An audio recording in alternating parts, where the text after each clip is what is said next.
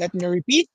The purpose and the value of the practice exercises, I mean, the purpose and the value of the variation statements will be, um, what do you call that, will be more highlighted and will be used properly in problem solvings, because your mathematical equations which will be used in solving problems solely depends on how you write your variation statements properly.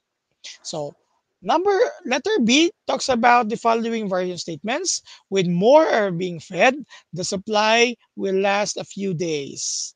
When traveling a longer distance, the amount of gas left in the tank gets lower. When there are few workers, more days are needed to finish the job. The following variables here are moving opposite directions.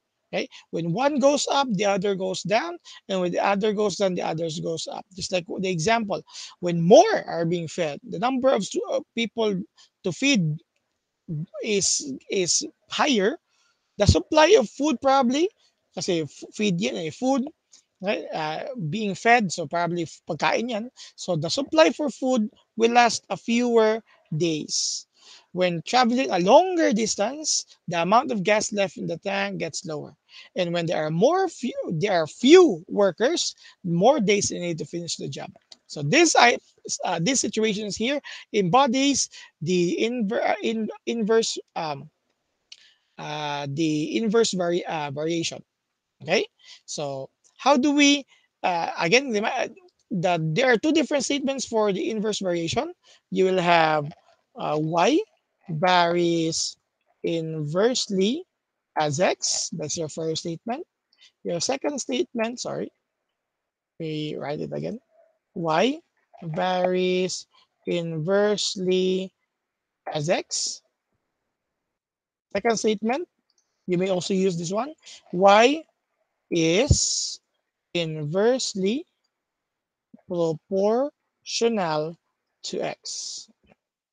Either way, they are actually representing the inverse variation. But similar to practice exercise A, what matters here is for you to correctly identify which is your independent variable, the x, and which is your independent variable, the y. So, given the situation number one, when more are being fed, the supply will last a few days. Well, you could argue, nga sir, pwede man ang supply ang mag-una ahead ang more are being fed. Well, that's a debatable concept, and you're also correct that one.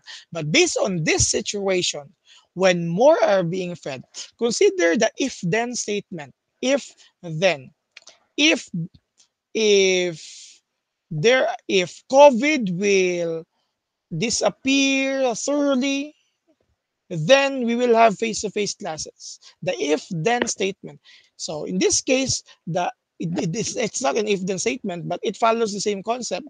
When more are being fed, that's the first situation given. The for the supply will last a few days. That's the second given situation. In short, the number of people to to feed, sorry, is your x variable, and the supply will have your y variable. So to write this in your variation statement, okay, you have here the supply for food, right, varies inversely as the number of people, sorry, wrong spelling, people to feed, fed to feed, probably, yeah, that one. Okay, and so the supply for food varies inversely as the number of people to feed. Number two, again, the first statement here, when traveling a longer distance, and then you have the amount of gas left in the tank. What is given first is your distance traveled, and then what happens next is the amount of gas left in the tank. So in this case, let us use the second form of the statement. So you have here the amount of gas left in the tank is inversely proportional to the distance traveled. Okay?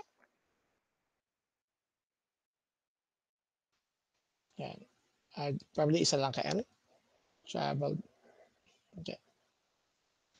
Yeah. And finally, for number three, when there are few workers, more days needed to finish the job.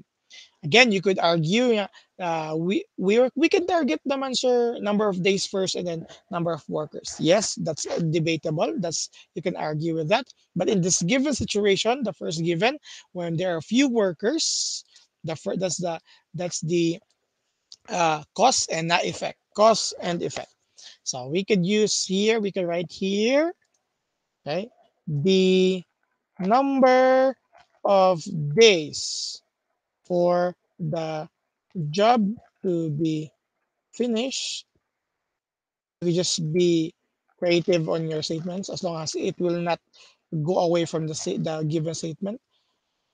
Varies inversely as the number of words.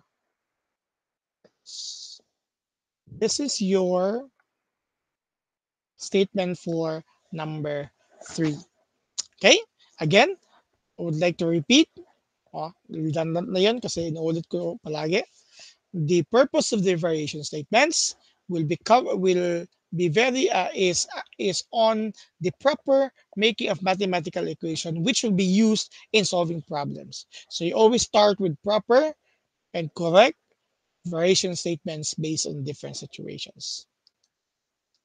So we are done with writing variation statements using the first two types of variations. The next practice exercises will now be concerned on the translation of the given table of values and possible graph into the variation statements. Okay.